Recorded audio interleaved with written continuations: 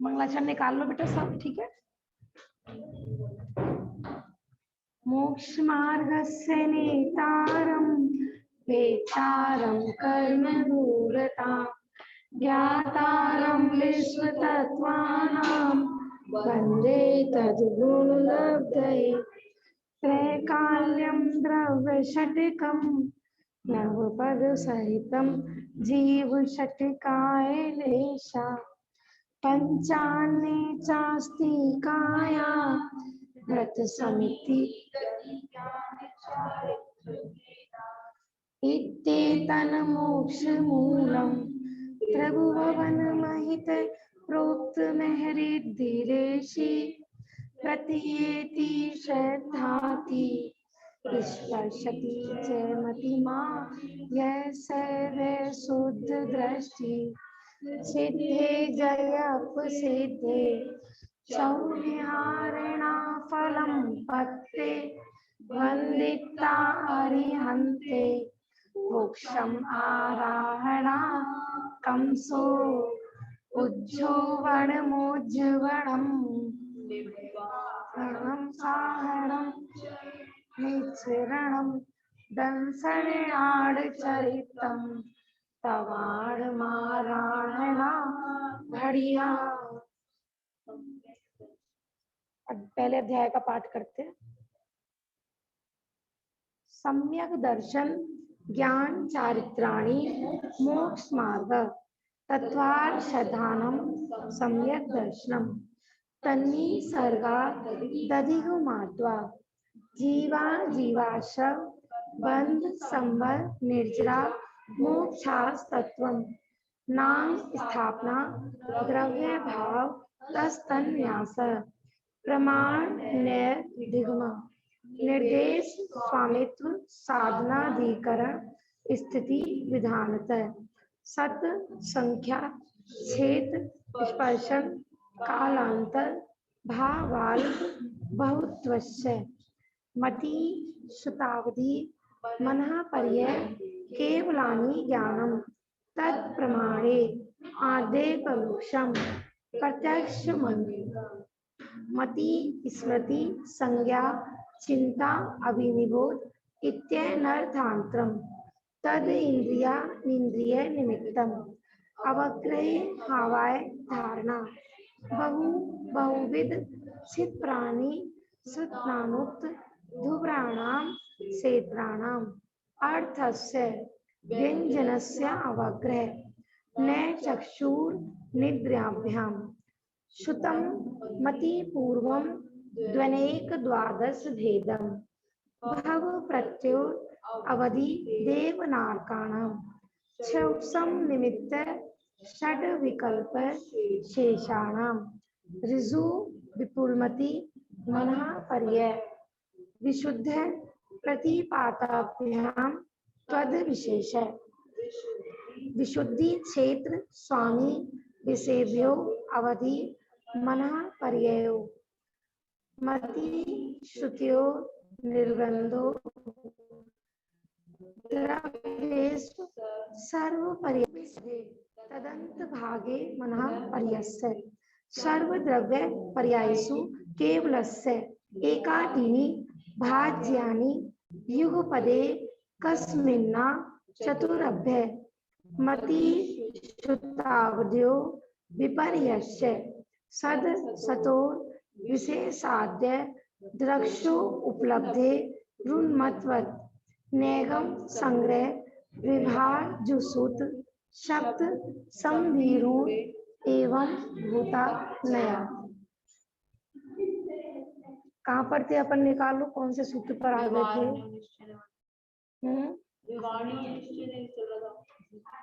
वो प्रमाण निर्दिगम वाले सूत्र। हाँ, पेज नंबर लगभग 35 पर थे अपन। ये वाला नहीं है बेटा, दूसरा ग्रंथ ले लो। उन्होंने हाथ में पकड़ रखा है, खिटकी नहीं है। खिटकी देना।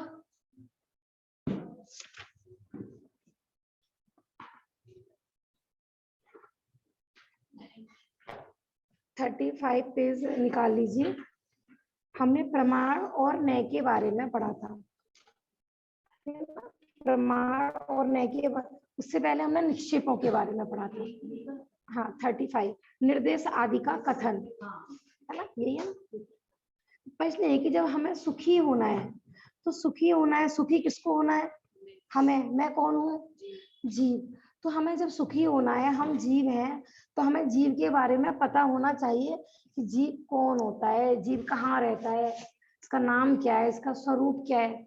जो हमें पता ही नहीं होगा, स्वरूप ही नहीं पता होगा अपना, तो कैसे सुखी होंगे ना। हमें सारे रीजन पता होना चाहिए कहाँ रहता है जीव।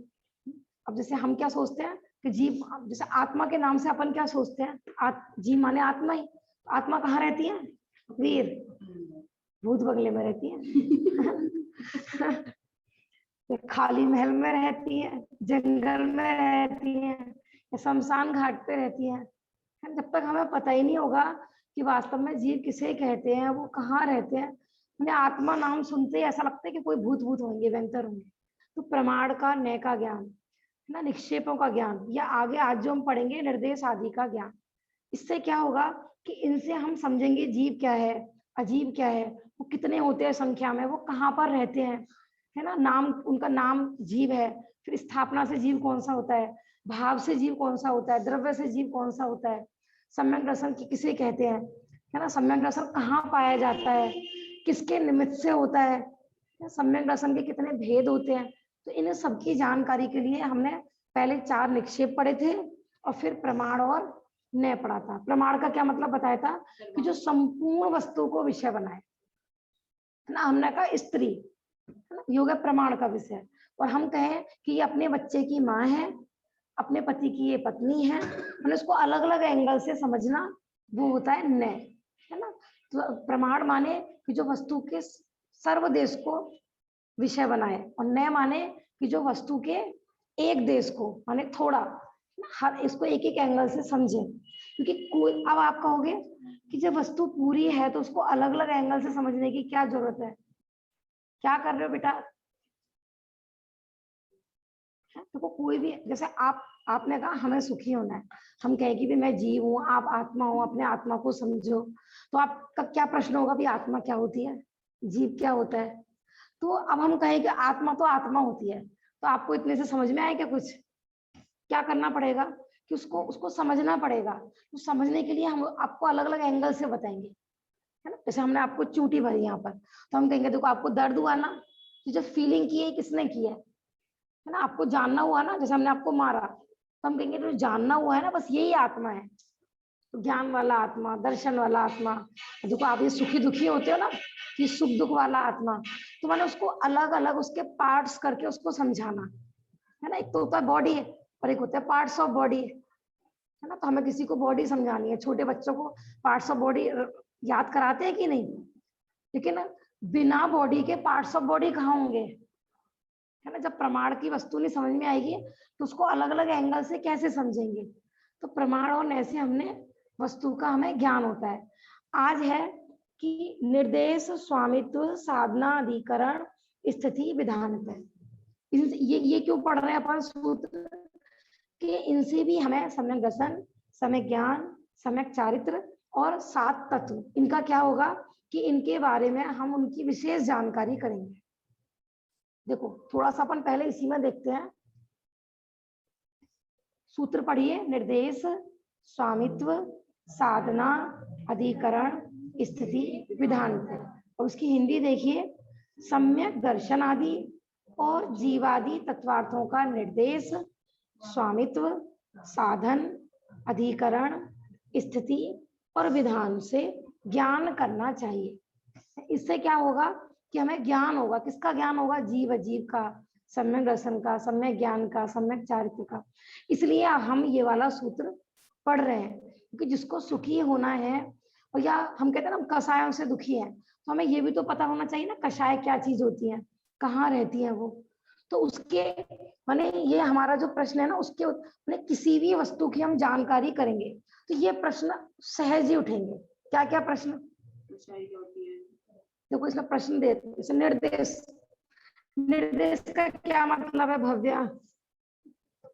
हाँ, है ना। आपने पूछा, देखो आप कहेंगे सुखी कैसे होते हैं, मतलब सम्यक दर्शन जिसको हो जाता है ना, वो ज्ञानी हो जाता है। है ना, आपको ज्ञानी बनना है। तो सबसे पहला प्रश्न वीर क्या उठेगा कि सम्यक दर्शन किसे कहते हैं, या जीव को जानना है तो जीव किसे कहते हैं। देखो जिनको प्रश्न ही नहीं उठते हैं ना, बस अंध फॉलो करते रहते हैं, ऐसे जीव सुखी नहीं हो सकते। समझ में आ रहा है प्रेरणा बेटा? कुछ भी काम हो, मानो आपके घर में कोई भी परंपरा चल रही है, हम आपसे पूछें आप ये क्यों कर रहे हो, तो बहुत लोगों को क्या जवाब होता है, हमारी मम्मी करती है ना इसलिए कर। अच्छा प्रेरणा आप पाठशाला क्यों आए हो, मम्मी ने भेजा है ना इसलिए आए हैं। ये उत्तर नहीं है, हमें माने हमें हमारी क्यों का हमारे पास जवाब होना चाहिए। मम्मी अलग द्रव्य है, आप अलग द्रव्य हो, सुखी आपको होना है ना, तो ये उत्तर नहीं होगा कि मम्मी ने भेजा इसलिए हम आए। आप मंदिर क्यों जाते हो वीर, हम जैन है ना, तो मम्मी ने शुरू से मम्मी कहती है मंदिर जाया करो, अपन जैन है, मंदिर जाया करो जैन है। ऐसा नहीं, यदि हमें वास्तविक सुखी होना है तो हमें स्वयं वस्तु की पूरी जानकारी करनी पड़ेगी, है ना। तो यहाँ मैंने आपको कहेगी क्यों पढ़ा रहे हैं, ये प्रेरणा को लग रहा होगा पहली बार तो मैं पाठशाला गई और पता नहीं वो क्या क्या कितने कठिन कठिन शब्द समझा रहे हैं, निर्देश स्वामित्व, मैंने अभी तो पुराने वाले बच्चों को भी भारी पड़ रहे होंगे ये शब्द। पता है आपको इससे जो आगे वाला सूत्र आने वाला है ना, इन 2 सूत्रों पर, एक बल्कि एक ही सूत्र पर पूरा सठखंडागम जी ग्रंथ लिखा गया है, मैंने पहले भी बताया था। सत संख्या छेद स्पर्शम कालांतर भावाल्प बहुत दृश्य, लेकिन इनके भाव बहुत सरल है। मैं इतना कहना चाह रही हूँ कि आपको लाइफ में कुछ करना है तो ये प्रश्न उठाना पड़ेगा, हम क्यों कर रहे हैं, कौन है हम, कहाँ से आए हैं, हमें कहाँ जाना है। ये प्रश्न ही नहीं उठते हैं तो भैया फिर बिना ब्रेक की मैंने बिना लक्ष्य की दौड़ धूप कुछ भी काम नहीं आएगी। कहाँ सुबह उठते हो, क्यों उठे हो सुबह की पता नहीं, नहाने के लिए उठे, नहा क्यों रहे हो कि मंदिर जाने के लिए, मंदिर क्यों जा रहे हो कि मम्मी नाश्ता नहीं देगी इसलिए मंदिर जा रहे हैं। नाश्ता करने से क्या होगा जी, पेट भरेगा, पेट भर के क्या होगा कि सोएंगे आराम से। तो हमें वस्तु की जानकारी के लिए देखो सबसे पहला बताया निर्देश। निर्देश का क्या मतलब है कि सबसे पहले जिस चीज की हमें जानकारी करनी है ना उसका नाम पता होना चाहिए। तो निक्षेपों में नाम तो आ ही गया था, नाम के साथ साथ उसका स्वरूप भी पता होना चाहिए। समझ में आ रहा है ना, जैसे जिसको हम कह सकते हैं परिभाषा। जीव किसे कहते हैं, जो जानता देखता है उसे जीव कहते हैं। हो गया ये, इसको बोलते हैं निर्देश। प्रेरणा समझ में आ रहा है, प्रेरणा किसको कहते हैं? हमें प्रेरणा के बारे में जानकारी करनी है हमें, ठीक है। तो अब हम क्या देंगे भाई, ऐसे वो भाभी जी आती है, उनकी बेटी है उस्मानपुर में रहती है, वो ये कर रही है बीकॉम कर, ऐसे अपन तो किसी की वस्तु का स्वरूप समझना है। मतलब कहीं भी जाओगे, किसी भी क्षेत्र में जॉब करने जाओगे, तो शादी के लिए बायोडेटा जाएगा तो सबसे पहले लड़के वाले क्या पूछेंगे, नाम। सबसे पहले नाम पूछते हैं, फिर उसका काम, मतलब उसका स्वरूप, क्योंकि उसके बिना तो आगे गाड़ी चलेगी नहीं। तो इसलिए सबसे पहले किसी भी वस्तु की जानकारी करने के लिए उसका नाम। पता है आपको, मैंने लोग लौकिक क्षेत्र में तो सब ध्यान रखते हैं, धर्म क्षेत्र में ना नाम जानने की जरूरत है, उनको कुछ भी जानने की जरूरत नहीं, किसको पूछ रहे हो क्यों पूछ रहे हो पता ही नहीं। अभी देखो होली आएगी ना, कौन सी देवी पूछती है जरा बताना, आप चौक पे किसको पूछ के आ रहे हो, पता नहीं भैया मम्मी पूछती है इसलिए हम पूछ रहे हैं, है ना। आप लकड़ी के 4 चक्कर काट रहे हो कि कौन सी देवी के चक्कर काट रहे हो भैया जी, हमें नहीं पता, बस भागे जा रहे हैं भागे जा रहे हैं, सब करते हैं इसलिए करते हैं। मैंने वहां में नाम किसको पूछ रहे हैं ये भी नहीं पता, स्वरूप तो बहुत दूर की चीज है। बहुत सारे त्योहार इतने सारे आते हैं हिंदुस्तान में, जैसे वो नवदुर्गे वगैरह होते हैं ना, देवी वगैरह, हम कहते हैं 9 देवियां होती हैं, हम पूछते हैं 9 देवी के नाम बताना जरा, एक देवी के अलावा किसी को नाम ही नहीं पता होता 9 के। हाँ, पता ही नहीं है, ये जवाब नहीं है कि मतलब जो हम कर रहे हैं काम समझ में आ रहा है सच्ची बेटा, पता ही नहीं है क्या कर रहे हैं क्यों कर रहे हैं, है? आप स्कूल जाओ एडमिशन कराने के लिए, प्रिंसिपल पूछे आपका नाम क्या है, तो क्या बोलोगे मुझे नहीं पता, कि जाओ भैया फिर कहीं और एडमिशन लेना। प्रेरणा इंटरव्यू के लिए जाए, इंटरव्यू वाले पूछे व्हाट इज योर नेम, पता नहीं, मैं पूछ के आऊंगी मम्मी से मेरा क्या नाम है। ऐसा होता है क्या, लेकिन धर्म क्षेत्र में ऐसा ही हो रहा है। पता कोई पूछे महावीर भगवान कौन है, कुछ नहीं पता। 24 तीर्थंकर के नाम जी हमें नहीं पता, चिन्ह हमें नहीं पता, 10 लक्षण पर्व हमें नहीं पता, कुछ पता ही नहीं है। निर्देश माने कि जिस वस्तु की हमें जानकारी करनी है उसका सबसे पहले स्वरूप पता होना चाहिए है। मड्ढा क्यों बांधते हैं? अब जो बांधते हैं उनसे पूछ रहे, हम तो नहीं बांधते। भाभी जी पूछ रही है मड्ढा क्यों बांधते हैं, तो हमें नहीं पता, हमने कभी बांधा ही नहीं मड्ढा। आप मुझे बताओ क्यों बांधते हो? आपने इतनी सारी शादी देखी है, आपने अपने, सुनो बेटा सुनो, आपने अपने घर में भी किए हैं, आप मुझे बताओ ना क्यों बांधते हो? हाँ? मड्ढे में, सकोरे में भगवान जी को टांगते हो। पितरों का आशीर्वाद है। तो पितर आपके कहाँ गए, कौन सी गति में गए? भैया जैन धर्म में आशीर्वाद की कोई व्यवस्था नहीं है, सच्ची बात तो ये है। नहीं, यहाँ पे किसी के आशीर्वाद से कोई काम नहीं होता है। आप आओ हमसे मिलने जी, आशीर्वाद दे दो जी, हमारा एक काम हो जाए। यहाँ कोई आशीर्वाद से काम नहीं होता। ठीक है, कोई आता है तो भावना ऐसी करते कि आप देते भी हैं, धर्म वृद्धि रस्तु मुनिराज आदि अपने देते हैं, लेकिन यहाँ ऐसा नहीं है कि किसी ने आशीर्वाद दिया और आपका काम हो गया। काम जब ही होगा जब आपका पुण्य का योग होगा। समझ में आ रहे नहीं? हाँ।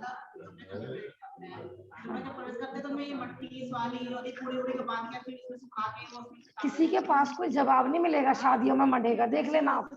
इतनी सारी देखो जूम पर भी लोग बैठे हुए हैं, किसी को पता हो ना कि शादी में मड्ढा क्यों बांधते तो मुझे बता देना। जिनके पास इस प्रश्न का जवाब हो, आप जितने भी लोग हैं, बड़े बुजुर्ग भी होंगे जिन्होंने शादियां की होंगी बहुत सारी, शादी में मड्ढा क्यों बांधते हैं? बांधते तो सब आ रहे हैं, तो ये नहीं पता कि क्यों बांधते हैं। अब कोई कुछ कह रहा है, कोई कुछ कह रहा है। लोक मूर्ता से, लोक हाँ मूर्ता जी, से, लोक मूर्ता से ऊपर आया लोक मूर्ता से कि वो हमारी सास बांधती थी, सास की साथ बांधती थी, पूरी गली बांधती है, पूरा समाज बांधता है, करते हैं। वो भी बता रहे हो बिल्ली वाला, वो बिल्ली, हाँ वो बिल्ली की कहानी सुनाई थी ना, बिल्कुल ऐसे ही चल रहा है पूरा। हाँ ऐसे। देखो हम लौकिक में कितने होशियार होते हैं, कोई हमसे किसी काम की ना खूब कहे कि नहीं मेरा तो परखा हुआ है वो ऑफिस या वो स्कूल, फिर भी हम वहां जाके खुद इंक्वायरी करते हैं हर चीज की, किसी दूसरे पे बिलीव नहीं करते हैं। और धर्म में किसी भी एक बुजुर्ग महिला को पकड़ लेंगे और उसके ऊपर पूरी साड़ी डाल देंगे, अब वो जैसे जैसे कहेंगे ना वैसे वैसे नाचते रहेंगे। वैसे चाहे उनको इज्जत दें या नहीं दें। और शादी में हाँ बताओ अम्मा जी, बताओ अम्मा जी, अब अम्मा जी कुछ, बेचारी अम्मा जी को कुछ पता तो है नहीं। हाँ और करते रहते हैं, और वैसे अम्मा जी को कोई इज्जत नहीं देनी है, ऐसे नहीं चलेगा। धर्म देखो, कर्म क्षेत्र में भले ही आपको नहीं पता हो तो चल जाएगा, लेकिन धर्म क्षेत्र में यहाँ एक भव का सवाल नहीं है, ये हमारे अनंत भवों का सवाल है। किसको पूज रहे हैं, क्यों पूज रहे हैं, कौन है, कहाँ से आए हैं, तो ये सब समझना, इसको कहलाता है निर्देश। समझ में आ रहा है? फिर दूसरे नंबर पे क्या आता है? स्वामित्व। कि जो चीज की हमें जानकारी करनी है वो किस माने उसके स्वामी कौन है, उसके मालिक कौन है, कहा। जैसे हमें सम्यक दर्शन चाहिए, तो सम्यक दर्शन कहाँ पे मिलता है? पार्श्वनाथ की टॉप पे मिलता होगा, है? मिलता होगा नहीं? कहाँ पे मिलता है सम्यक दर्शन बताओ? तिजारा के मंदिर में मिलता है। कहाँ? उसका स्वामी कौन है, कहाँ पर रहता है सम्यक दर्शन? किसी भी वस्तु का देखो नाम पता होना, उसका स्वरूप पता होना। फिर सेकंड प्रश्न होता है कि वो मिलेगी कहाँ? हमें नाम पता चल गया, स्वरूप पता चल गया। किसी ने हमें बताया कि अमुक नाम, अमुक रत्न होता है एक, आ जाएगा। वो रत्न जिसके पास आ जाए, मैंने तो अभी रखा नहीं ना, फिर उस रत्न को किसी का मालिक कौन है,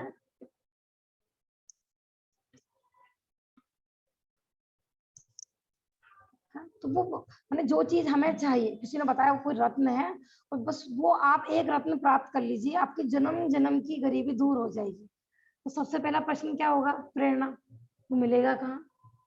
कहाँ पे रहता है वो रत्न, उसका स्वामी कौन है, उसका मालिक कौन है, हम किसके पास से लेने जाएं? इसको बोलते हैं स्वामित्व, कि जो वस्तु हमें चाहिए वो मिलेगी कहाँ। संयम बेटा तत्वार्थ सार का पहला भाग और दे दो मेरे को, ये तत्वार्थ सूत्र की जो टीका है ना, इसका पहला भाग और दे दो। फिर तीसरे, मैं अभी संक्षिप्त में बता रही हूँ, थोड़ा इनकी फिर डिटेल भी बताऊंगी। फिर तीसरे नंबर पे है साधन। तो तीसरा प्रश्न क्या उठेगा कि वो जो वस्तु जहाँ पर है उसके मालिक हैं, लेकिन वो हमें कैसे मिलेगी, वो हमें किस साधन से मिलेगी, मानो हमें गर्म पानी चाहिए, तो भाई गर्म पानी कैसे करें, कहीं भी अपन जाते हैं यात्रा पे, तो ये भी तो देखते हैं ना, उस गर्म पानी को करने का साधन क्या है, वो वस्तु हमें मिलेगी कैसे, तो उसको बोलते हैं साधन। जिससे वस्तु की उत्पत्ति होती है उस कारण को साधन कहते हैं। फिर हाँ, फिर है अधिकरण, कि वो वस्तु किसके आधार से रहती है, उसका आधार माने वो कहाँ है, लोक में है, आलोक में है, ऊर्ध्व लोक में है, मध्य लोक में है, अधोलोक में है, ये कौन सी जगह मिलेगी, वो उसको बोलते हैं अधिकरण। ठीक है ना। फिर प्रश्न उठता है कि वो वस्तु तो है, लेकिन वो वस्तु कब तक रहती है, माने वो कब खत्म हो जाती है। जैसे द्वारिका नगरी बनी थी, है ना, देवों ने रचाई थी, तो भगवान नेमिनाथ भगवान के प्रश्न संभव क्षण में प्रश्न आया था कि वो रहेगी कब तक, है ना, क्योंकि जितनी भी वस्तुएं जगत में बनी है, उत्पन्न हुई है, ये नियम है कि उनका विनाश अवश्य होगा। कोई वस्तु ऐसी नहीं है कि जो उत्पन्न हुई हो और वो नहीं मरे, नहीं समाप्त हो। प्रश्न ये है कि वो कब तक रहेगा, जो वस्तु है ना, हम उसको ना माने इससे प्राप्त होगी और वो उसके आधार से रहती है, तो प्रश्न ये है कि वो रहती कितने समय तक है, कब तक हमारे पास वो वस्तु रहेगी, तो उसको बोलते हैं स्थिति। फिर ये कि वो वस्तु होती कितने प्रकार की है, आपने रत्न बताए, रत्न कितने प्रकार के होते हैं, है ना, तो सब भेद, इसको बोलते हैं विधान। तो निर्देश, स्वामित्व, साधना, अधिकरण, स्थिति, विधानतः। समझ में आया बेटा। संयम, किसी भी वस्तु की हमें जानकारी करनी है तो किस किस के माध्यम से करेंगे, बोलो, निर्देश, स्वामित्व, साधन, अधिकरण, स्थिति और विधान, है ऐसा। ठीक है ना। देखो मैं थोड़ा सा इसके माध्यम से बताती हूँ आपको। जैसे इसमें तत्वार सार जो ग्रंथ है, जिनके पास भी होगा, 104 पेज पर उसमें है, ये तत्वार सूत्र की टीका है। किसी को भी ये सूत्र डिटेल में समझना, माइक का सब ध्यान रखा कर, ज्वाइन करते हैं उनका माइक ऑलरेडी खुला हुआ होता है। हाँ, मैं कहना चाह रही थी, क्योंकि ये 2 सूत्र जो आएंगे इसमें, निर्देश वाला और इससे आगे वाला सत्संख्या वाला, माने अगर इनका विस्तार करें ना अपन, तो 6 महीने इसी में निकल जाएगा, इतना ऐसा है इनका विस्तार है। पूरा सठखंडागम जी के 16 भाग आ जाएंगे आपके, पूरे सठखंडागम पे प्रवचन हो जाएंगे पूरा। ठीक है ना। हाँ, निर्देश स्वामित्व सत्संख्या वाला। इसलिए अपन जिनको थोड़ा सठखंडागम जी से संक्षिप्त में समझना है, तो आप तत्वार्थ सार नामक जो टीका है पंडित चेतन दास जी के तत्वार्थ सूत्र पे, उससे उसके डिटेल समझ सकती हैं। हम थोड़ा सा उसमें से ही संक्षिप्त में थोड़ा सा लेने की कोशिश करते हैं। देखो सबसे पहला प्रश्न है, जैसे हमें सम्यक दर्शन करना है, ठीक है ना, हमें सुखी होना है, तो सुखी होने के लिए क्या करना है हमें, कि तत्वार्थ श्रद्धानम सम्यक दर्शनम, सम्यक दर्शन करना है, और तत्वार्थों के श्रद्धान को सम्यक दर्शन कहते हैं। तो प्रश्न ये है कि भाई वो सम्यक दर्शन का उसका नाम क्या है, उस वस्तु का, तो सम्यक दर्शन है, फिर वो सम्यक दर्शन कहते किसको है, उसका स्वरूप पता होना चाहिए यहाँ पर। तो किसको बोलेंगे हम, एक तो सम्यक दर्शन की परिभाषा क्या आएगी, आत्मा का श्रद्धान वो सम्यक दर्शन, या तत्वार्थ का श्रद्धान वो सम्यक दर्शन, देव शास्त्र गुरु का श्रद्धान वो सम्यक दर्शन, सपर का श्रद्धान वो सम्यक दर्शन। तो उसको सम्यक दर्शन को सर्व एंगलों से हमें उसके बारे में जानकारी होना चाहिए। ठीक है ना। भाभी जी कौन सी पुस्तक में है ये आपने आज जो मंगाई थी भाभी जी, वही वाली है ना, ठीक है। हाँ, पेज नंबर 104 पेज पर है, लेकिन फिर भी अभी जरूरत नहीं है ग्रंथ की, मैं संक्षिप्त में ही बता रही हूँ। जैसे थोड़ा एग्जाम्पल देते हैं क्योंकि बच्चे बैठे हैं। जैसे आपको होली मनाना है, तो सबसे पहला प्रश्न क्या होगा, होली का मतलब क्या है, होली किसे कहते हैं, उसका क्या स्वरूप है। लेकिन हमने कभी जानने की कोशिश की क्या, होली मनानी है, बस होली मनानी है, उसका स्वरूप क्या है भाभी जी, कहाँ से प्रारंभ हुई, कुछ पता है? नहीं पता। होली में वो किसी को जला देते हैं, उसकी दासी कहानी सुनी थी जो भव्या ने बनाई थी, देखो सब अपनी पाठशाला के ग्रुप पे भी भेजी गई है, बहुत अच्छे से प्रस्तुत की गई है, सब देखें उस कहानी को, क्योंकि वो ज्ञानानंद सावकाचार में मिलती है मात्र, और कहीं पे उपलब्ध नहीं हुई है वो होली की कहानी। जैसे आपने हिंदू धर्म में कौन सी सुनी है होली की कहानी, होलिका वाली, वो प्रहलाद वाली, है ना। हिंदू धर्म में क्या मान्यता आती है होली के पीछे, कि वो प्रहलाद थे, वो भगवान के भक्त थे, हैं? और जो उनके पिता थे प्रहलाद के, वो कौन थे? हिरण्यकश्यप। वही कहानी है ना। तो उनको तो भगवान से वरदान था कि मैं ना मनुष्य से मरूंगा ना इस तरह से मरूंगा। तो वो उनको ये था कि सब लोग मुझे पूजे, माने मैं सबका भगवान बन जाऊं। तो उन्होंने प्रश्न किया था एक बार कि कोई ऐसा व्यक्ति है जो मुझे नहीं पूछता, मुझे भगवान नहीं कहता? कि हाँ, क्यों? तुम्हारा ही बेटा ही है तुम्हारे घर में। कि वो तो भैया दूसरे भगवान को पूछता है, वो तो शिव जी को या विष्णु को, जिनको भी वो पूछते होंगे। तो उनको बड़ा गुस्सा आया कि मुझको नहीं पूछता। तो उसकी बुआ थी सगी, होलिका नाम की लड़की। तो हिंदू मान्यता में ऐसा आती है। तो उसको ऐसी कुछ विद्या थी कि वो अग्नि में बैठेगी ना, तो जिसको लेके बैठेगी वो तो जल जाएगा, लेकिन वो स्वयं नहीं जलेगी। ऐसी रिद्धियां होती है ना, होती है अपने आग में से, मतलब मुनिराजों को भी ऐसी ऐसी रिद्धियां होती है, आग में से निकल जाए और आग टच ना करे। ये तो मंत्रों से सिद्धि की जाती है, लेकिन पता है धर्म में इतनी पावर होती है, ऐसी रिद्धियां तो अपने आप आके। किसको थी ऐसी रिद्धि? चलो बताओ। एक ऐसी धार्मिक लेडी जिसको ऐसी रिद्धि थी, सब परिचित है उनसे। बताओ जूम पे कि जिसको अग्नि नहीं जलाए ऐसी रिद्धि थी। सीता जी। हाँ, बहुत अच्छा जवाब दिया। देखो यहाँ पर संयम ने और जूम पे मानसी भाभी ने। माने उन्होंने रिद्धि की प्राप्ति के लिए कोई उपाय नहीं किया था, शील के प्रभाव से स्वयं ऐसी रिद्धि। अपन कहते हैं ना आजकल तो धर्म में कोई ताकत ही नहीं है, माने हम धर्म पे बिलीव नहीं करते कि तुम्हें धर्म पे श्रद्धान है क्या उतना? बताओ। आप कहो किसी, जैसे हम कुछ कोई घटना हो गई, ठीक है, और हम आपको दोषी ठहराएं कि नहीं आपने किया, ये काम आपने किया है, तो आप अपने निर्दोष किए होने की साक्षी कैसे दे सकते हो? दे सकते हो क्या? है इतनी पावर कि नमोकार मंत्र पढ़ के अग्नि में बैठ जाओ?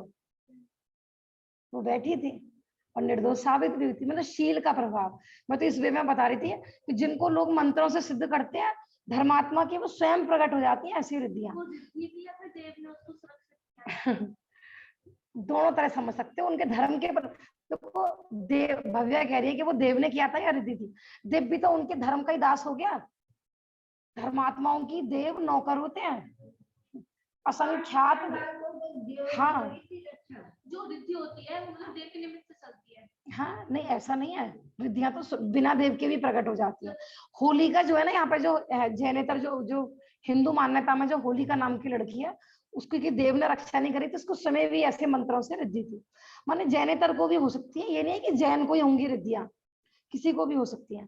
ठीक है ना। तो वो प्रहलाद को लेके बैठी थी, आपने कहानी सुनी होगी। देखो वहां पर भी शिक्षा धर्म की दी है, भले आप वो भी कहानी अगर देखोगे तो है। देखो कहाँ तो उसको वो रिद्धि थी, लेकिन वो रिद्धि उल्टा कैसे हो गई भैया? माने उस रिद्धि का मिसयूज किया उसने, तो क्या हुआ कि वो खुद जल गई, और प्रहलाद को तो कोई रिद्धि नहीं थी ना, अब वो बच गया। इसको कहते हैं धर्म की ताकत। प्रदर्शन कर रही थी। हाँ, वो रिद्धि का मिसयूज कर रही थी, है ना। आपको कोई रिद्धि सिद्धि हो जाए, मुझे अपने रुद्र आदि की कहानी आती है ना कि उनको मंत्र मिल जाते हैं, विद्याएं मिल जाती हैं, तो वो उन विद्याओं का दुरुपयोग करने लगते हैं। दुरुपयोग करने से वो वस्तु हमसे छिन जाती है। आप सब जगह लगा सकते हो ये चीज। आज हमें पंच इंद्रियां मिली है, आंख कान नाक सब सलामत मिले हैं, अच्छा परिवार मिला है, सब कुछ मिला है। यदि हमने इसका दुरुपयोग किया तो क्या होगा? कि छिन जाएगा। हाँ, हाँ, देखो रावण ने कितना सिद्ध करी, कितनी मेहनत से सिद्ध करी थी, सबका दुरुपयोग किया, क्या हुआ? नरक में पड़े आज। मैंने उन्हीं विद्याओं को, उसी साधन को, उसी पुण्य के योग को वो धर्म साधन में लगाते तो उसी भव से मोक्ष हो जाता रावण का। इतनी पावर थी रावण में, इतनी एकाग्रता। भाभी जी, हाँ जी। भाभी जी मैं ये पूछ रही हूँ, जैसे कि हम पब्लिक ट्रांसपोर्ट में कहीं सफर करते हैं जी तो वहां पर हम जेंट्स से भी टच हो जाते हैं पब्लिक ट्रांसपोर्ट में, तो हमारे को शील का दोष लगेगा? हाँ, हाँ। देखो भाभी जी। हाँ हाँ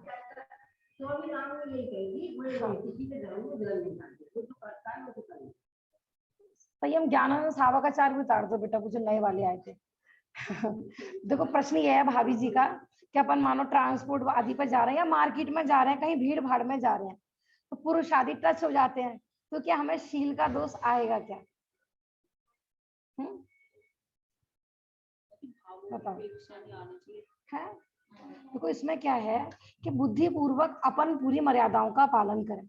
हमें पता है कि इस क्षेत्र में जाने से हमारी मर्यादाएं टूटेंगी, समझ में आ रहा है, फिर भी हम जान के वहां जा रहे हैं। देखो मजबूरी बात अलग होती है, मैंने पहले भी बताया था। देखो हम विषय से ना विषयांतर होते जा रहे हैं थोड़ा थोड़ा, क्योंकि क्या है कि आजकल ना मैंने कल रात को 11:30 बजे तक ना यही विषय सुना था, इसलिए बार बार मुझे भी उपयोग में यही विषय आ रहा है शील को लेकर। तो मैंने पहले भी आप लोगों को बताया था, वनिता बोधनी के नाम से डॉक्टर प्रवीण जी के यूट्यूब चैनल पर बहुत अच्छा एक अभियान चालू हुआ है कि वर्तमान कंडीशन इतनी खराब हो गई है कि ना खाने का विवेक है, ना पहनने का विवेक है, माने कोई विवेक ही नहीं रहा, माने मर्यादा इतनी टूटती जा रही है। हाँ माने सच में, मतलब मैं लोकल भाषा में बोलूँ ना, माने जो उस शिविर में शब्द बोले गए थे कि मतलब घर घर में ऐसा समझो कि वैश्याएं जन्म ले रही है, ये शब्द आगम के अनुकूल देखो तो मैंने कुछ मर्यादा ही नहीं रही। क्या पहन रहे हैं हम, क्या खा रहे हैं, भैया किसको दिखा रहे हो, क्या कर रहे हो भैया। तो उसको लेकर ये शिविर चल रहा है। उस सब अपने मतलब बच्चों को, लड़कियों को ये शिविर, जो वनिता बोधनी के जो लेक्चर है ना, अवश्य सुने हैं। पिछले हफ्ते चला था, कल पूरा हुआ है वो, तो मतलब लगभग 11 बजे तक वो लाइव आया था, तो मैंने भी सुना था। तो उसमें ब्रह्मचारी कल्पना दीदी के माध्यम से संघ का समाधान भी चल रहा था, मैंने बहुत अच्छा आप लोग सुने उसमें। तो शील की में यही है कि बुद्धि पूर्वक तो अपन ऐसा कोई कार्य ना करें। देखो भले ही चाहे लड़के हो या लड़की, ऐसे नहीं शील की मर्यादा सिर्फ लड़कियों के लिए है, लड़कों के लिए भी है ना। अपने शीलवान महापुरुष भी हुए कि नहीं, बताओ नाम एक गृहस्थी का। सुदर्शन सेठ सुदर्शन, शीलवान महापुरुष मैंने दोनों तरफ से है ये, ऐसे नहीं कि खाली सिर्फ स्त्रियों के लिए है या पुरुषों के लिए नहीं है, दोनों तरफ से। हाँ ठीक है ना। तो बुद्धि पूर्वक सुनो बेटा तपस्या। प्रश्न ये था कि हमें दोष आएगा कि नहीं आएगा। देखो अपन पूरी शील की मर्यादाएं पालें और उसके बावजूद भी कोई संकट आ जाए तो अपने को दोष नहीं लगेगा। हमने कहा था ना, हमने रात्रि भोजन कर रखा है, ठीक है। अब कोई जबरदस्ती हमको रस्सी से बांध के और हमारा मुंह संडासी से खोल के और मुंह में ग्रास रख दे, तो क्या हमें रात्रि भोजन का दोष आएगा क्या, है ना। रतनगण सावकाचार्य जी में आए थे ये वाली चीज है कि कोई जबरदस्ती रख दे, क्योंकि मुस्लिम शासन टाइम में ऐसा हुआ था कि जबरदस्ती जैनियों को कि ये तुम्हें मांस खाना है, ये मांस खाना है, और जबरदस्ती मुंह खोल खोल के रखा भी गया था। ये तो उपसर्ग की अवस्था हो गई, तो इसमें कोई दोष नहीं आता है। लेकिन बुद्धि पूर्वक अपन मर्यादा पूर्वक कपड़े पहन के जाए, मार्केट जा रहे हैं, कोशिश यही रखें कि घर का कार्य स्त्री करें और बाजार का काम पुरुष करें। पुरुष जैसा ला रहे उसमें संतुष्ट रहो, क्योंकि जो ज्यादा इंटेलिजेंट महिलाएं होती है, होशियार होती हैं, उनको पुरुष का लाया हुआ सामान पसंद नहीं आता है। हम ही जाएंगे लेने के लिए, तुम तो सड़ी हुई सब्जी ले आए, तुम तो ये समझ में आ रहा है ना। हमने कोशिश यही करा। देखो मैं ये सब कार्य के लिए नहीं कह रही हूँ कि जहाँ, क्योंकि जो कार्य जिसके लिए बनाया था ना वो शोभा को प्राप्त था।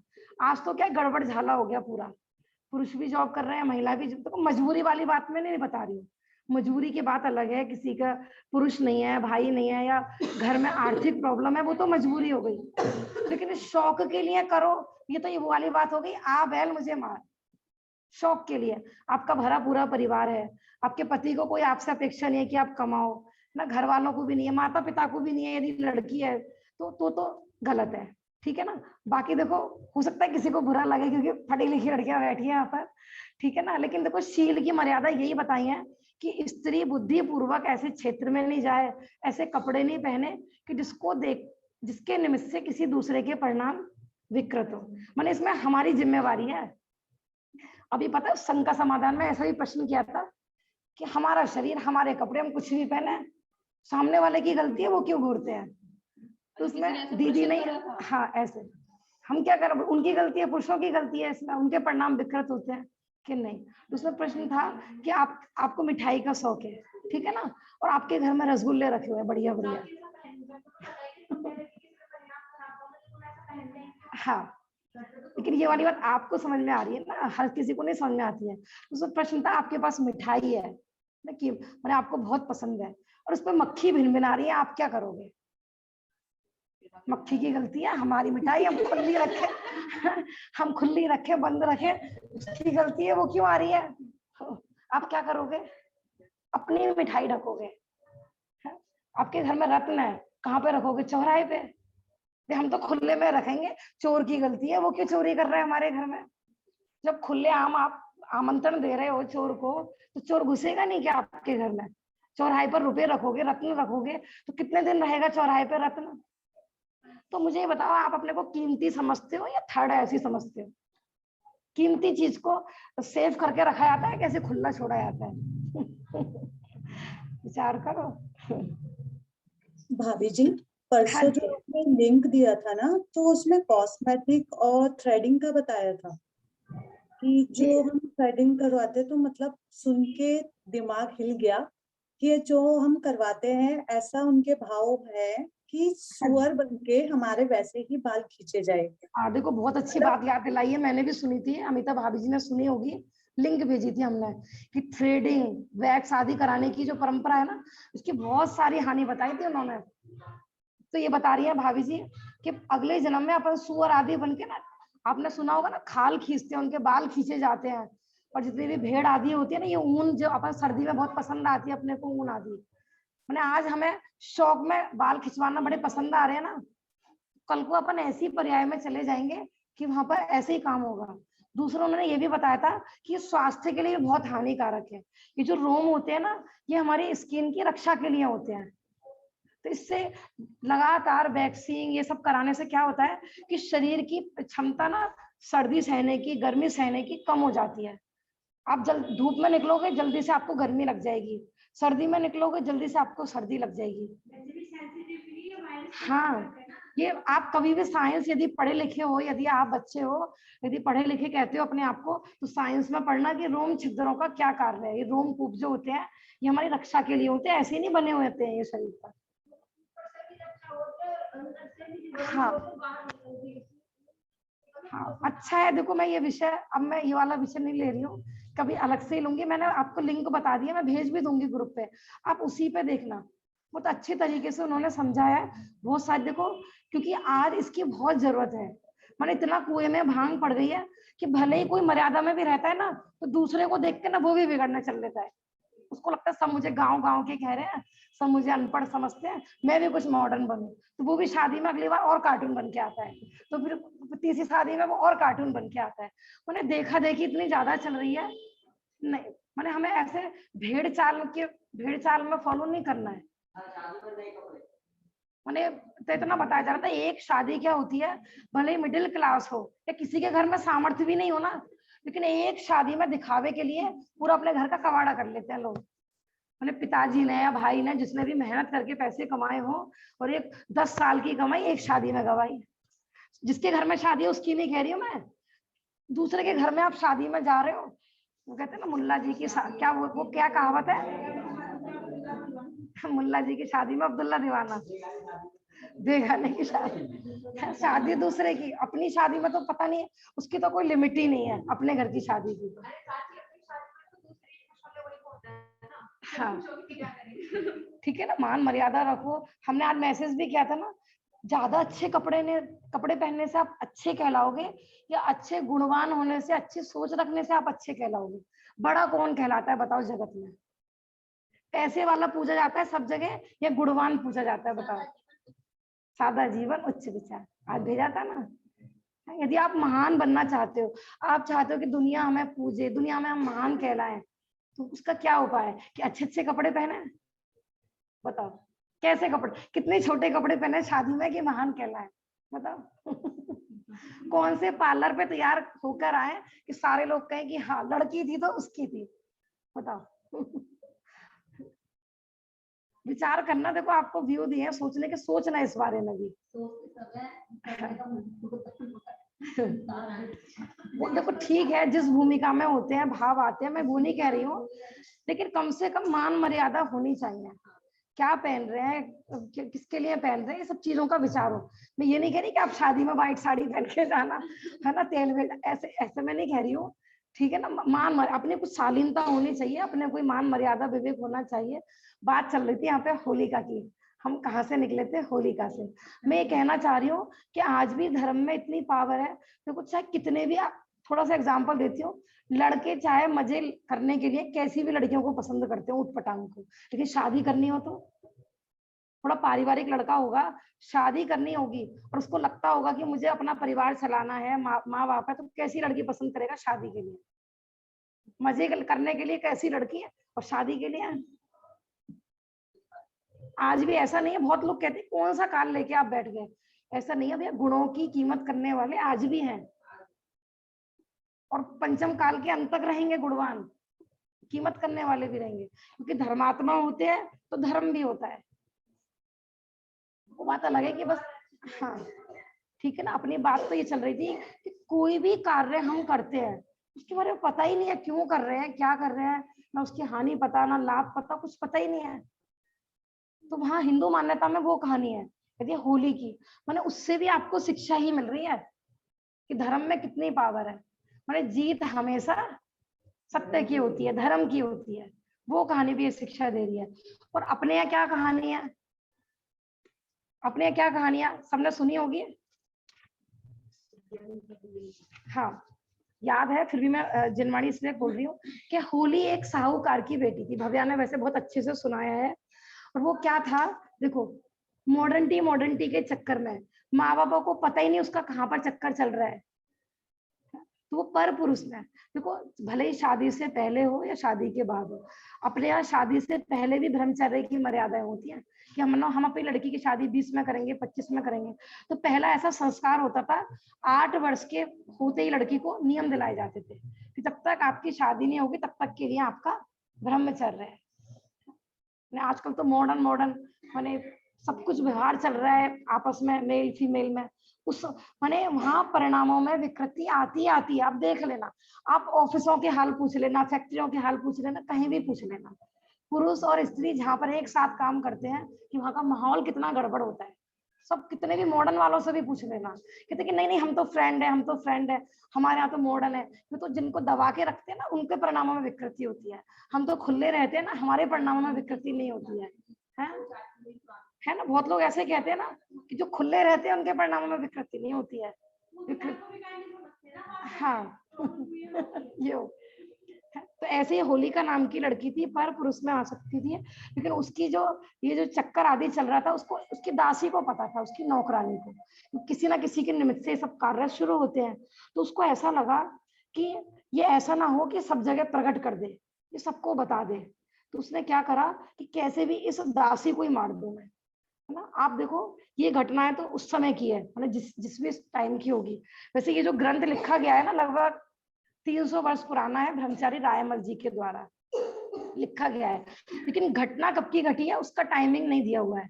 मैं कह रही हूँ वर्तमान में न्यूज़पेपर नहीं भरे हुए क्या इस चीजों में, है ना। लड़की को लगा कि मेरे मम्मी पापा मेरे यार से मिलने में मुझे बाधक है, तो मम्मी पापा को मार दिया। कितनी कहानी नहीं है, आए दिन न्यूज़पेपर में आ रही है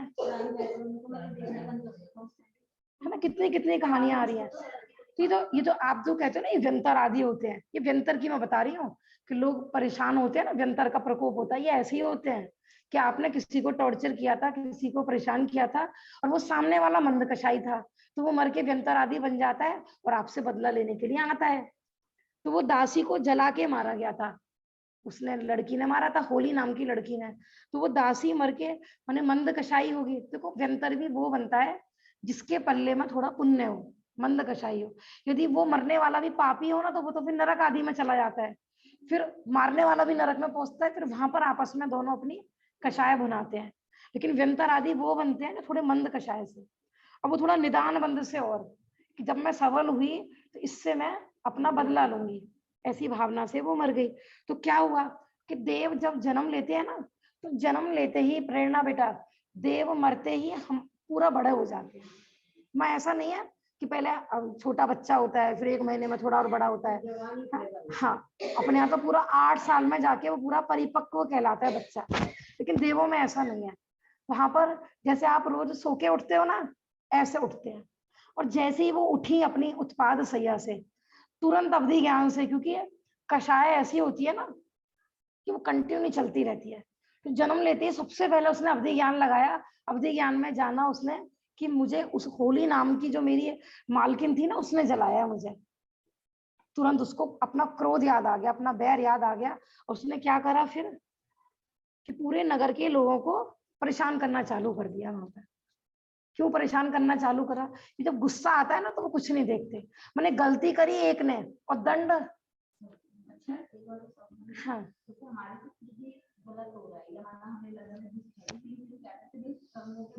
हाँ जी हाँ हाँ, ऐसा भी हो सकता है। सारे पूर्व कर्म के होते हैं, ऐसा भी नहीं है।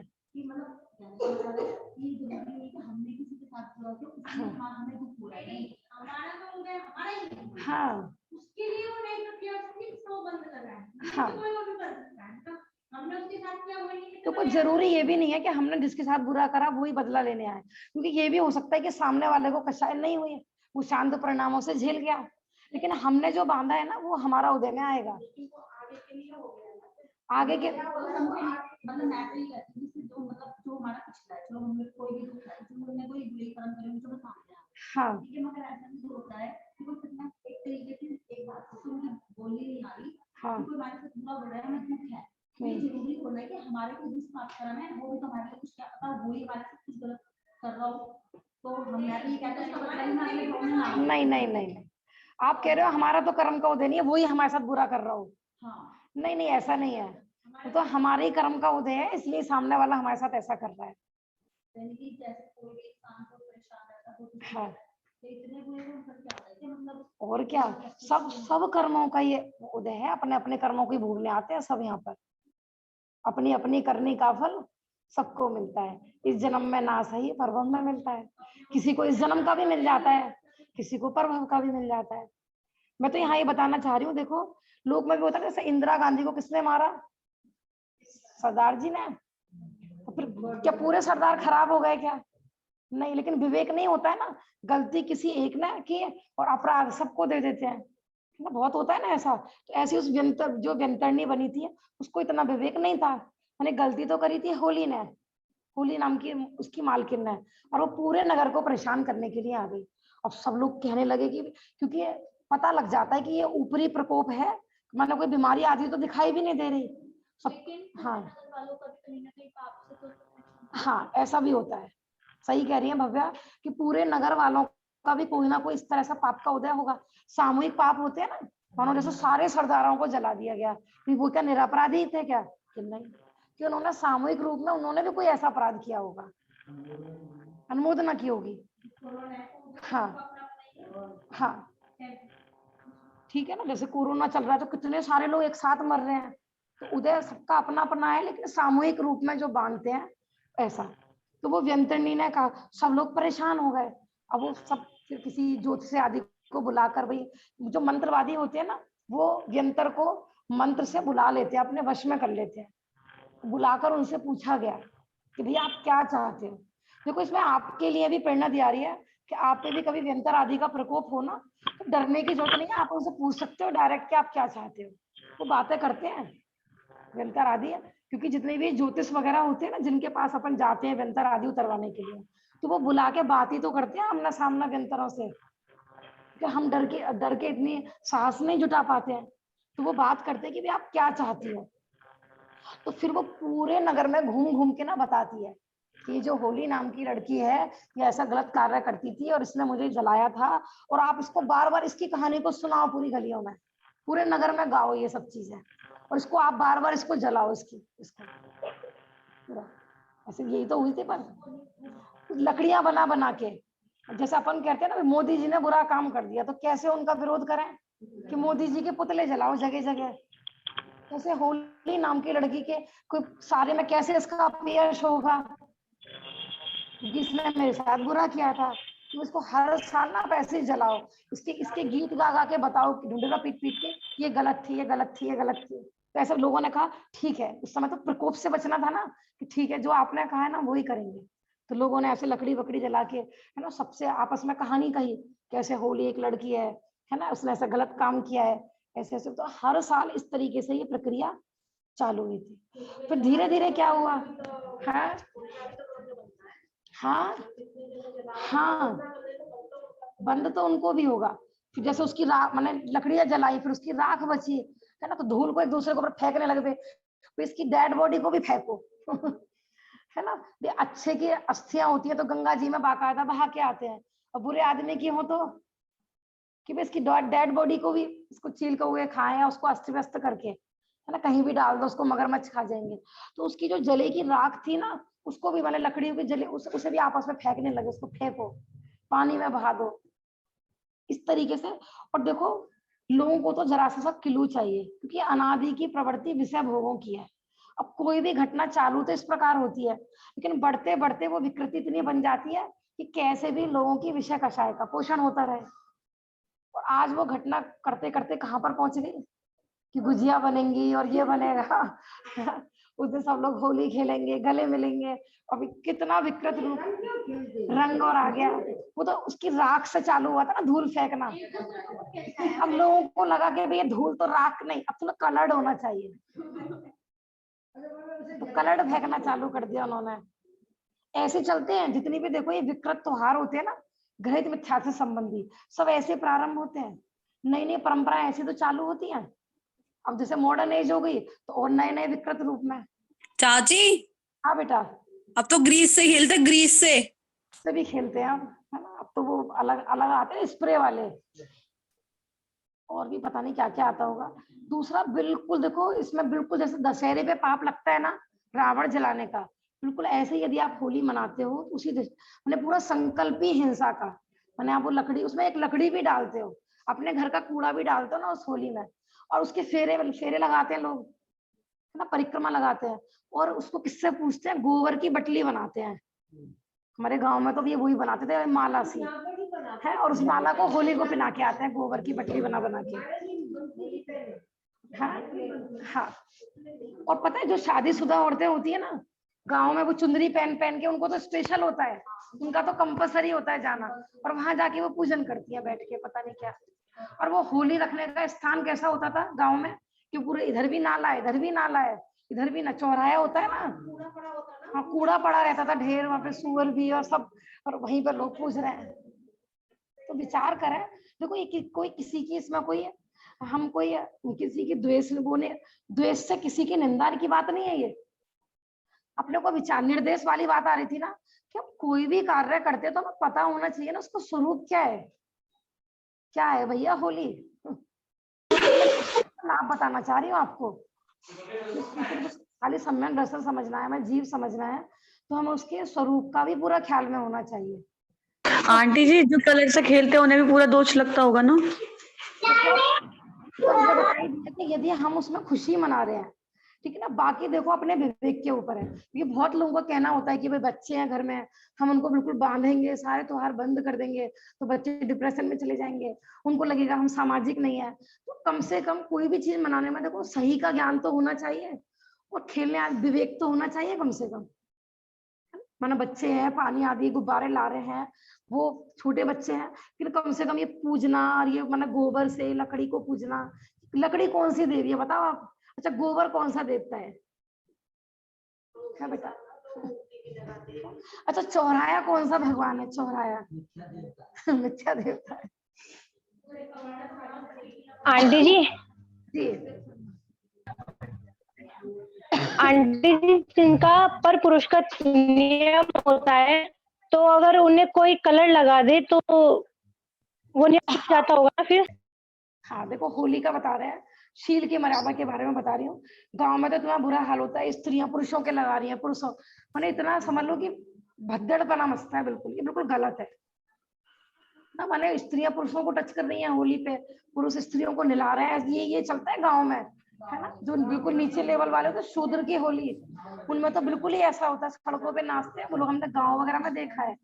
पता है हमारे गाँव में क्या होता था, वो नाले होते हैं नाले, तो उसमें बोरियां ले लेके नाले में कीचड़ में डिप कर दी, ठीक है, और जो भी निकलेगा उसको वो कीचड़ की बोरी फेंकी जाती थी।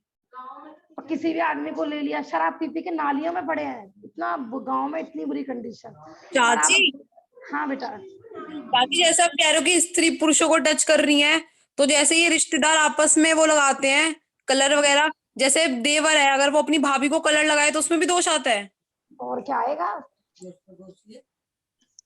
बेटा, शील की मर्यादा में ये सब चीजें नहीं होती हैं। तपस्या पूछ रही है, देवर अपनी भाभी के कलर लगाए तो दोष आएगा क्या शील का, आएगा, पूरा दोष आएगा, पूरा आएगा। जैनियों को तो दीदी, जैनियों को तो भाभी जैनियों को तो भाभी रंग वंग खेलना ही नहीं चाहिए फिर तो। हाँ देखो, पहले खुद ही तो अपना घर गंदा करो और फिर खुद ही धो। इतना पता है, गांव में तो ऐसा भी होता था कि लोगों को दुश्मनी बनानी हो ना किसी से अपना, तो होली पे बनाते थे दुश्मनी। एक बार हमें अब तक याद है, हमारी एक स्कूल टीचर थी, तो माने वो थोड़ा ऐसे एरिया में रहती थी, वहां पे सब लोग और लोग रहते थे, वो अच्छे घर से थी। तो उनके घर में माने मल भर के, क्योंकि पहले वो उस तरह की पोटियां होती थी कि वो मल को भर के तब ले आया जाता था, तो घड़े में पूरा मल भरा और उनके ऊपर छत से फेंका, तो उनका पूरे घर में पोटी पोटी, पूरे पूरे में मल मल मल ऐसे। किसी के घर पे मुर्दा टांग गए, किसी के घर पे मरा हुआ कुत्ता टांग गए, मरा हुआ जानवर टांग गए। ये सब होता है गांव में होली के नाम पे। अब बताओ ये सब होली में कहाँ से आया ये सब? किसी को भी ले लेते हैं, चारपाई पे लिटा लेते हैं और राम राम सत्य, राम राम सत्य, ये भी चलता है। हाँ, झूठे को, वो शराब पिए लोग होते हैं ना, झूठे को रोने लगते हैं, कभी हंसने लगते हैं, कुछ भी करते हैं, बैंड बाजे से निकालते हैं, पूरे जिंदे आदमी को मुर्दा बना के चारपाई पे लिटा के। हाँ ये सब ठीक है ना। खैर आपके हमारे घरों में ये सब नहीं होता है, लेकिन जितनी भी विकृत रूप है उनको बंद करें, है ना, सबसे बेटर है जैनों के लिए। तो वैसे इस समय तो देखो कोरोना का टाइम है, माने ऐसे, क्योंकि त्योहार होली मतलब गंदगी वाला त्योहार है, ऐसे समय में तो यदि आप विधान आदि आयोजन कर लें या तो अपने, है ना, और या फिर ये कि तीर्थ क्षेत्र आदि पर चले जाओ, सबसे बेटर है। तो घर में रहते हैं, बच्चों के फ्रेंड्स आते हैं, वो नहीं मानते हैं, ये बच्चों को यही तो होता है। हाँ हाँ, बाकी देखो अपने विवेक के ऊपर है। हमने कहा ना, जिन हम तो देखो पूरी बात बताएंगे, वो आपके ऊपर है अपने विवेक से कि आप कितना फॉलो करते हैं उस चीज को, ठीक है ना। एक प्रश्न और आया था कि होली पे जो ये देना लेना चलता है, जैसे अपने दिवाली जाती है, बहू आदि का ऐसा होता है ना, नई शादी हुई है तो सिंगारा जाएगा, ये सब जाएगा, तो अपने है ना दिवाली और रक्षाबंधन उस पर दे दो, महावीर जयंती आ रही है अपनी बहू को उस पर दे देना। समझ में आ रहा है ना? हाँ हाँ हाँ, तो अच्छी बात है। हाँ अच्छा है। देखो ये कह रही है कि हस्तिनापुर में जाती है तो वहां पे रथ यात्रा होती है होली पर, तो अच्छी बात है, माने वो विकृति से बचेंगे, सब लोग जैन लोग उसमें एंगेज हो जाएंगे अपने। हाँ मैंने कहा ना, जितना बने, जैनों की रथ यात्रा में हमारे गांव में भी होता था, मैंने बिना होली के भी गुलाल से होली, वो क्या करते, जैसे वो वाला भजन चलता है ना, होली खेले मुनिराज अकेले वन में। अब लोगों को मुनिराज की होली तो समझ में नहीं आती, उनको तो गुलाल ही समझ में आता है, तो पूरे एक एक बोरी गुलाल होली खेले मुनिराज, सारे लोग पुत जाते हैं उसमें। लेकिन वास्तव में भैया कौन सी होली खेल रहे हैं, वो अपने अनंत गुणों में केली कैसे कर रहे हैं, वो अपने को समझना है। टाइम हो गया, मेन यही है कि जिसको विषय कषाय का पोषण करना है वो किसी ना किसी त्योहार के नाम पे करेगा। और सबसे ज्यादा विकृति मैंने कहा ना जैन धर्म में आई है। भाभी जी, हाँ जी, जैसे होली पे खाना बनाते हैं तो इसमें भी अनुमोदना का दोष लगता है, पक्का खाना बनाते हैं। अब देखो बहुत इसका पेटा है। प्रश्न ये है कि होली पे खाना बनाते हैं इसमें भी दोष लगता है क्या? देखो यदि आप ये होली की खुशी में बना रहे हो भैया, आज तो भैया रोटी नहीं बनेगी, आज तो होली है, त्योहार का टाइम है। यदि आप उसको त्योहार, पता कौन सा त्योहार है होली, ये बताओ पहले आप। लोग कहते त्योहार के दिन घर में कच्ची रोटी नहीं बनानी चाहिए, त्योहार पर तो कढ़ाई रखनी चाहिए। वास्तव में ये देखो बनाओ, उससे कोई दिक्कत नहीं है। हाँ हाँ हाँ, मैंने कहा ना देखो, पूड़ी बनाओ, कुछ भी बनाओ, गुजिया जो भी बनाते हो बनाओ, लेकिन हमें सोच बदलनी चाहिए। मैंने कोई त्योहार पर रोटी बना दो, बताओ त्योहार के दिन रोटी, त्योहार के दिन तो भैया घर में कढ़ाई रखी जाएगी। क्यों भैया? ऐसा कौन से ग्रंथ में लिखा है कि त्योहार के दिन कढ़ाई रखी जाएगी? किसी के घर में पेशेंट हो तो वो रोटी बना के खाएगा कि नहीं खाएगा? मान्यता तो कम से कम बदलो कि हम खुशी में, वो बात अलग है कि बच्चे हैं, मानो 4 के घर में जाके खाएंगे, है ना, क्योंकि पूरी गली में तो पकवान बना है और आपके घर में रोटी बनी है। देखो जहाँ क्या है, मनुष्य सामाजिक प्राणी है। अब ये तो है नहीं पूरी गली में आपके जैन के घर होंगे, जैनेतर से। और दूसरा, अब तो जैनों में विकृति ज्यादा है, हो सकता है नॉन जैन के घर में नहीं बन रहा, लेकिन जैन ही जरूर बनाते हैं हर चीज। मैंने कहा ना, जैसे शील वाली, उसमें सुनो, शील वाला जो शिविर था ना, उसमें यही चल रहा था कि जितनी विकृति जैनियों की महिला में आई है ना, न मुसलमानों की में आई है, न क्रिश्चियन में आई, न सिखों में आई। उन्होंने अपना पहनावा ओढ़ावा नहीं बदला। आज भी मुसलमान महिला को देख लो कि वो अपने धर्म क्षेत्र में जाएगी तो कैसे जाएगी, कर्म क्षेत्र में भी। क्रिश्चियन को भी देख लो, भले ही वो जो भी पहनते हैं, लेकिन अपने चर्च में कौन सी ड्रेस पहन के जाते हैं, उनकी भी ड्रेसेस होती हैं। पंजाबियों में देख लो। और जैनों की महिलाओं का कोई ईमान धर्म नहीं है, कुछ नहीं पता उनको। पहले साड़ी गई, फिर दुपट्टा गया, अब सूट गया, अब जी मतलब कुछ है, कोई विवेक, कोई मर्यादा, कोई लिमिट नहीं है यहाँ पर किसी चीज की। क्योंकि सबके जीवन में अपनी मर्यादा होनी चाहिए, अपने नियम संयम होना चाहिए, आउट ऑफ मर्यादा नहीं होना चाहिए। क्योंकि सीमा अपनी मर्यादा, समुद्र अपनी मर्यादा लांघ दे तो बताओ क्या होगा, सर्वविनाश हो जाएगा। हाँ। देखो बाल खुले से मुझे याद आ रही, पहले बाल खुले को ना बड़ा अपशगुन माना जाता था, तो क्या भूतनी सी आ गई ऐसे बोलते थे। देखो सपोज करो रात को कोई महिला काले कपड़े पहन के बाल खुले करके आए आपके सामने आधी रात के 12 बजे, आप सोचो, और लाल लिप्स, रेड कलर के बिल्कुल अपने लिप्स करके आए, और रेड लंबे नाखून पे नेल पॉलिश लगा के आए, तो कैसी लगेगी आपको बताओ।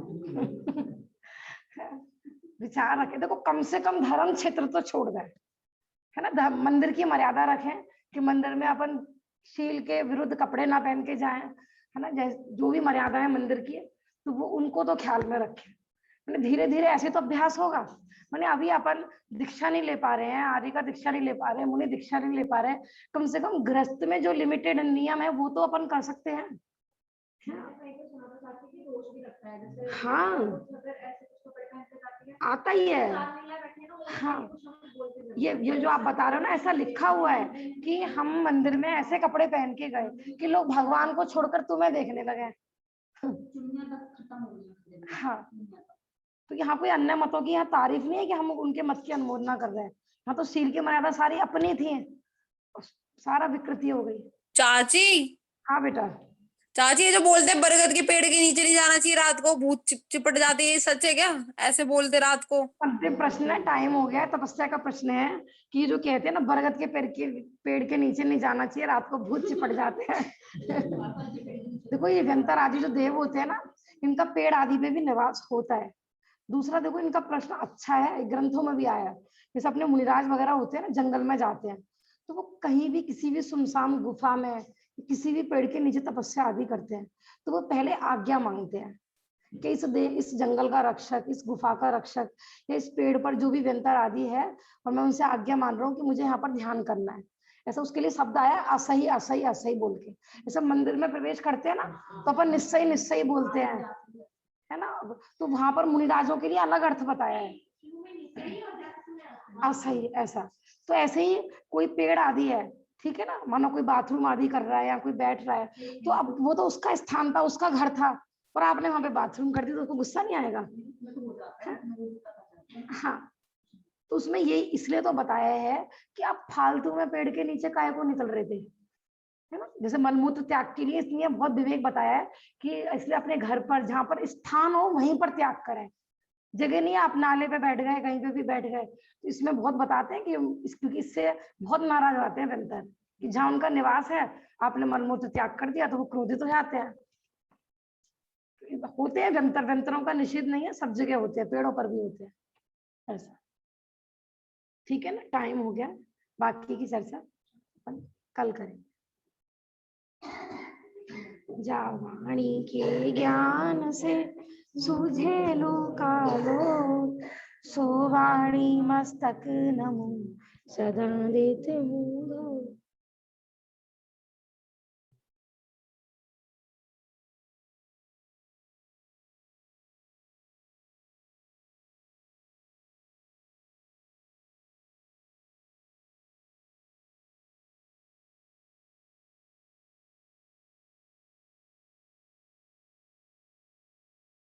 जय हो जिनवाणी माता की जय, महान जैन धर्म की जय। जय जिनेंद्र।